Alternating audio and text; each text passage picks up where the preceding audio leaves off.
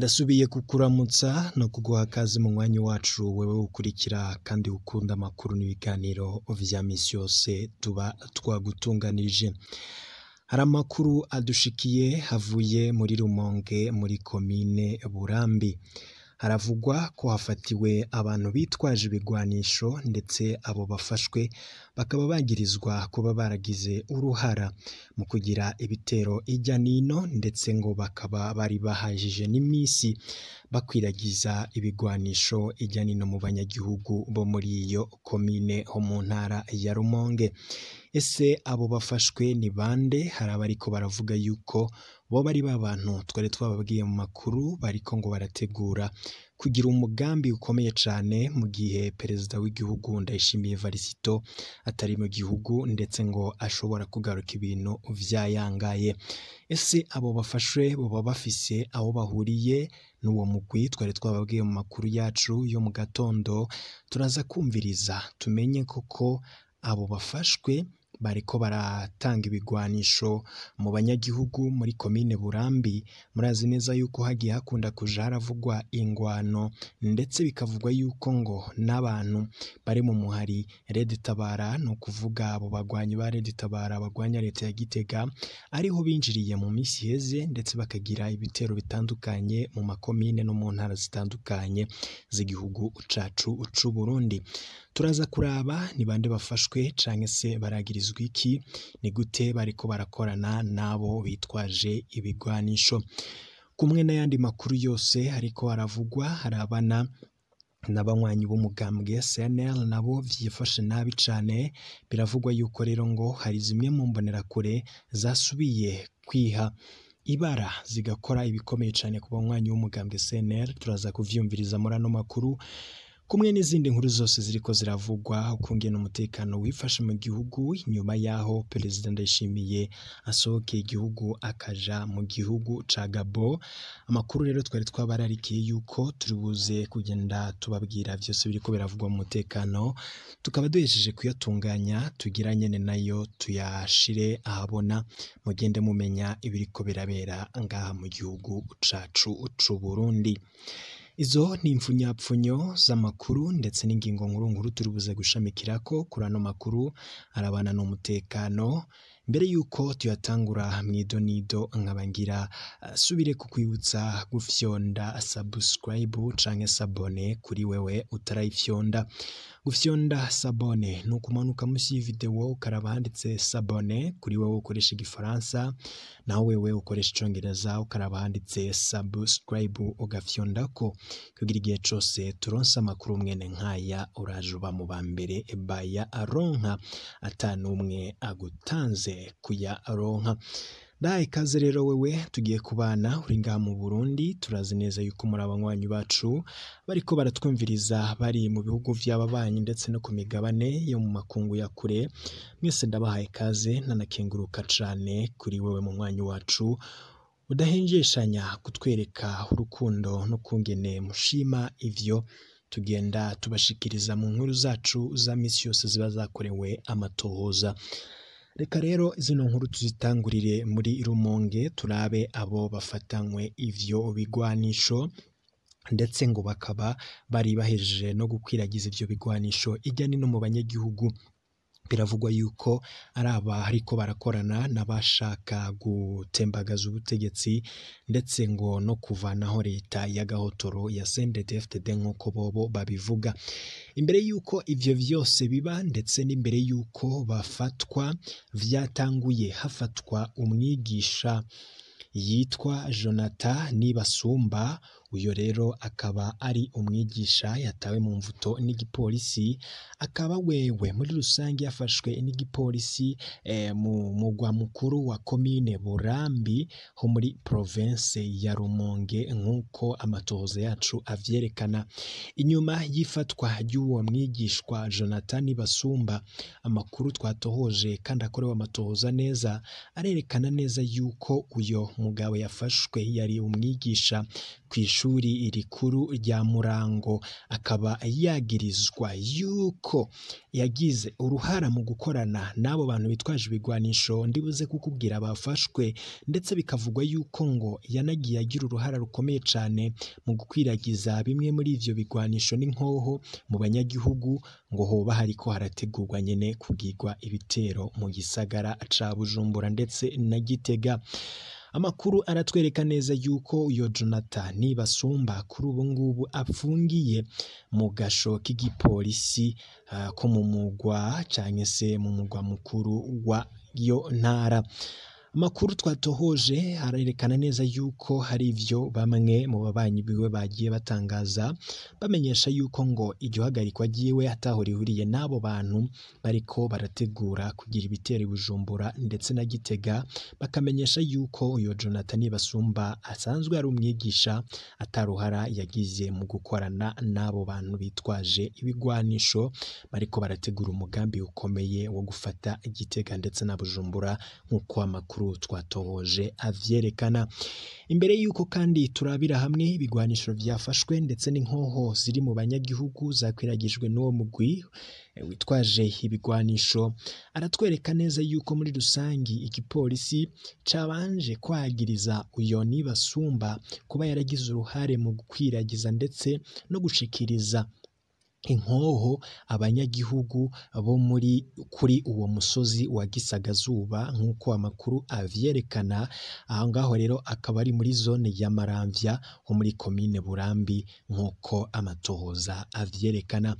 Umuryango wiwe umenyesha yuko ivyo vyagirije atari vyo ariremantanya, ndetse ngo ari mu ntumbero yo kumuta muri yompi ngo kuko hari hahejeje imisi itari mikeyi n'ubundi ariko ararondegwa. Muri rusangi rero bamwagiriza ivyo bintu bidafise aho bifatiye nk'uko twagiye tubitohoza.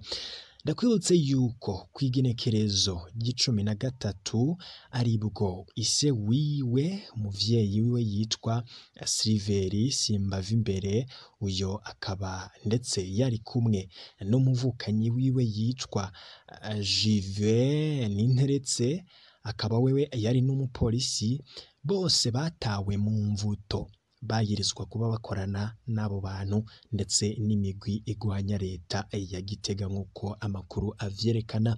Bose bagirizwaga kuba baragize uruhara nyene ndetse no gushaka kwinjira muri uwo muhari ugwanya leta y'u Burundi n'abitwaje ibigwanisho bivugwa yuko ngo bari mu mashamba y'ikibira, ndetse abandi bakava muri Repubulika Iharanira Intwaro Rusangi ya Kongo, ariko ngo bakinyegeje muri iyo ntara ya Rumonge ndetse no muri Burambi no mu zindi ntara zitandukanye z'igihugu ngo hoba hari abagwanyi bahinyegeje.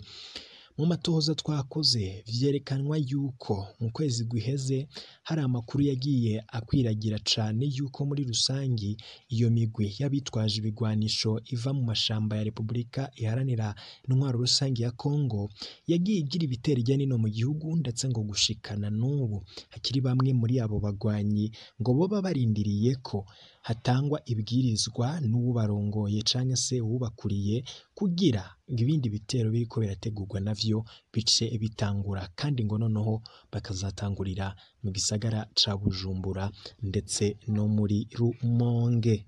Amakuru yo kwizera rero adushikira arerekana neza yuko inyuma y'iyo migambi iriko iragirwa n'abo bitwaje ibigwanisho, kuri ubu ngubu hari abantu batandukanye bagiye barafatwa bakinjizwa ibohero bagirizwa kuba bakorana n'abo bagwanyi, ndetse bamwe bamwe hakaba harimwo abakukuruke mu gisirikare ndetse n'abahoze muri FNL, bikavugwa yuko ngo harimwo n'abanywanyi b'umugambwe SNL bariko barikekwa yuko baba bariko barashigikira no kugira uruhara muri abo bantu bagize ivyo bitero mu gihugu, ndetse bariko barakora umugambi wo kugira ibindi bitero nk'ivyabaye muri Burambi ndetse na Bugarama.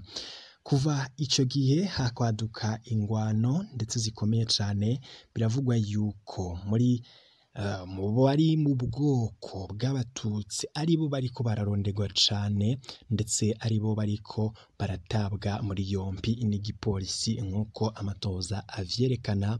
Kuri ubu ngubu rero ngo bakaba baragiye batwagwa n'igipolisi bafatanije n'imbonerakure ndetse n'abategetsi nk'uko amakuru avyerekana. Kuri ubu ngubu rero bose bakaba bagirizwa kuba bakorana n'imigwi yitwaje ibigwanisho ishaka gutera igihugu c'u Burundi. Imbere yuko tubandanya n'izi nkuru zirabana n'umutekano, reka tubanze twumviriza no makuru, inyuma yaho ndaza nkubwira ibindi biriko biravugwa ku buri ibi bitero vyo biriko birategurwa mu gisagara ca Bujumbura. Amenyesha ko urubanza mu ntara y'Icese watanguye nk'igihe c'isaha 5 z'umutaga kuri wa gatatu igenekezo rya 25 Munyonyo uyu mwaka. Umuryango w'umuhisi Havyarimana Richard uri kumwe n'abunganira imbere y'intahe co kimwe na Dieudonné Nsengiyumva batazira gwembe bariko baraburana n'uwo bagirizwa hamwe kuba barakoze icaha co kwica uwitwa Richard Havyarimana babanje kumunyuruza, nabo nyene bari kumwe n'abunganira imbere y'intahe. Imbere y'uko urubanza rwinjirwa mu idonido, umuryango wa Richard Havyarimana wasavye sentare gusigura igituma Dieudonné Nsengiyumva batazira gwembe asanzwe apfungiwe mu biro rya Muramvya aguma yidegemvya akatari gake akaboneka no muri komine Nyabihanga, aho bivugwa mbere ko atera ubwoba bamwe mu vyabona.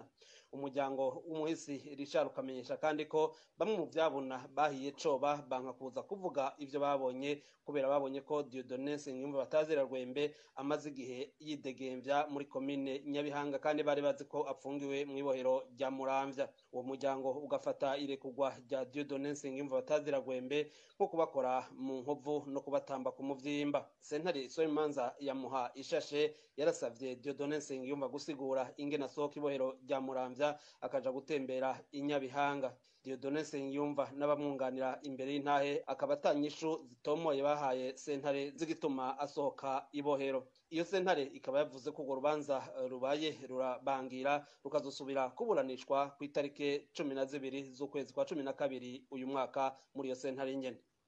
Z'abarundi zahungiye mu ikambi ya Rusenda na Mulongwe ni mu gihugu ca Kongo iharanira demokarasi zivuga ko zihohoterwa zigapfungwa zagirizwa gukorana n'imigwi y'abagwanyi kuva mu mwaka wa 2015. Baratahukanwa rero ku nguvu bapakiwe imiduga za Rusebaniha.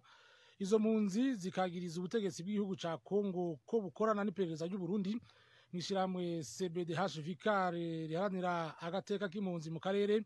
Bavuga ko bariko barakora amatohoza kugira ngo ibitigiri vy'abapfunzwe abishwe n'abamaze gutahukanwa bimenyekane.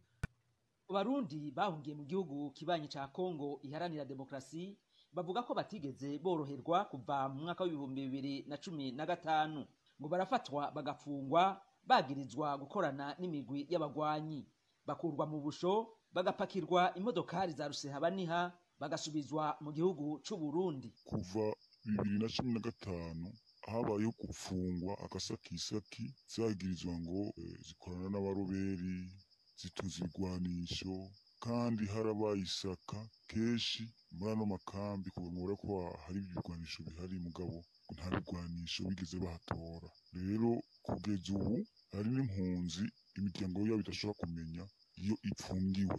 Ibitanguye kuvugwa nk'aho umenga ubu basigaye batwarwa muri ambulance ibakura ibuvira muri birode, kuko documentation y'u Burundi ishika kuri birode Uvira, aho biboneka nkaho izo mbohe zimwe zirafatwa zigatwarwa i Burundi zipakiwe imodokari ya ambulance kugira ngo ntibimenyekane ko hari abantu batwawe i Burundi, ahubwo bibaze ko ari abagwayi batwawe i Burundi, kumbe ari impunzi zimaze imisi mu mabohero zitwawe i Burundi. Mu runani w'amashirahamwe aharanira agateka k'impunzi zo mu karere CBDH Vicare baremeza ayo makuru kandi bakavuga ko bagiye gukora amatohoza kugira ngo bamenye imyidondoro y'abamaze kunyuruzwa, bagasaba abajeje izo mpunzi kuzikingira. Twebwe rero muri CBDH Vicare ico tugiye gukora isekeza ry'imyirondoro yose y'impunzi zoba zaragiye muri ubwo buryo n'izindi zoba zipfunzwe zagirizwa ko zoba zaragiye ziri muri iyo mihari, cane cane ko byagiye biraboneka ko rimwe na rimwe haba harimo agatotezo n'akarenganyo, kandi birakanavuga ko hariho n'impunzi zimwe zimwe zishobora kuba zarahawe na leta y'u Burundi. Ibyo byose rero tugiye kubitohoza kugira nabyo tubishire habona. Ico dusaba rero nuko dusaba leta ya Kongo ko yohagarika ako gatotezo, yohagarika ako karenganyo iguma ikorera impunzi, cyane cyane ko iyo leta yo kwibuka ko ayo makambi y'impunzi asanzwe aherereye ahantu hakunda kubera imigwano, ahantu hari umutekano muke. Ikindi tubasaba nuko boraba ayo makambi y'impunzi bakayacungerera umutekano, impunzi bakazicungerera umutekano, hakwirwa ahubwo bazifata bazagiriza ko zoba ziri muri iyo migwi igwana. Tugasaba rero kandi n'impunzi z'abarundi ubwazo ko zokubahuka zikavuga zigashira habona amabi ziriko zirakorerwa, kuko abenshi muri bo turumva ko batinya kuvuga ko kumbure bohava bahura n'ingorane ababo bahuye. Twarondeye abajejwe amakambi ya Murongwe na Rusenda kugira ngo batange umuco, ariko ntitwashoboye kubaronka.